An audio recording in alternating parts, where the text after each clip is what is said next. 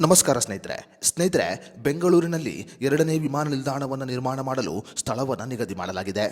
ಬೆಂಗಳೂರಿನಲ್ಲಿ ಈಗಾಗಲೇ Kempegowda international airport ಇದ್ದು, ಈಗ ಬೆಂಗಳೂರಿನಲ್ಲಿ ಇನ್ನೊಂದು ಏರ್ಪೋರ್ಟ್ ನಿರ್ಮಾಣ ಮಾಡಲು ಸ್ಥಳವನ್ನು ನಿಗದಿ ಮಾಡಲಾಗಿದೆ. ಬೆಂಗಳೂರಿನಲ್ಲಿ ಎರಡನೇ ಏರ್ಪೋರ್ಟ್ ನಿರ್ಮಾಣ ಮಾಡಲು 2 ಸ್ಥಳವನ್ನು ನಿಗದಿ ಮಾಡಲಾಗಿದೆ. ಹೌದು ಸ್ನೇಹಿತರೆ, ಭಾರತೀಯ ವಿಮಾನ ನಿಲ್ದಾಣಗಳ ಪ್ರಾಧಿಕಾರ ಅಂದರೆ ಎಎಐ ಈಗ ಕರ್ನಾಟಕ ಸರ್ಕಾರ ನಿಗದಿಪಡಿಸಿದ 2 ಸ್ಥಳಗಳನ್ನು ಪರಿಶೀಲನೆ ಮಾಡಲು ಮುಂದಾಗಿದೆ.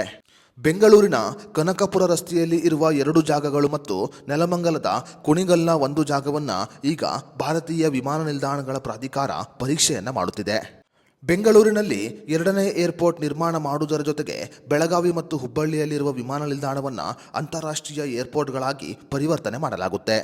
ಭಾರತೀಯ ವಿಮಾನ ನಿಲ್ದಾಣ ಪ್ರಾಧಿಕಾರವು ಈಗಾಗಲೇ ಸ್ಥಳವನ್ನು ಪರೀಕ್ಷೆ ಮಾಡುತ್ತಿದ್ದು, ಇನ್ನೇನು 15 ದಿನಗಳಲ್ಲಿ ಸ್ಥಳ ನಿಗದಿಯಾಗಲಿದೆ.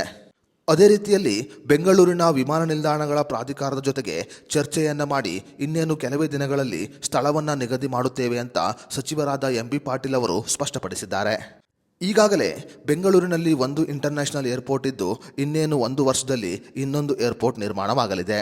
ಸ್ನೇಹಿತರೆ, ಬೆಂಗಳೂರಿನಲ್ಲಿ ನಿರ್ಮಾಣವಾಗುತ್ತಿರುವ ಎರಡನೇ ಏರ್ಪೋರ್ಟ್ ಬಗ್ಗೆ ನಿಮ್ಮ ಅನಿಸಿಕೆ ಅಭಿಪ್ರಾಯವನ್ನು ನಮಗೆ ಕಮೆಂಟ್ ಬಾಕ್ಸ್ನಲ್ಲಿ ತಿಳಿಸಿ.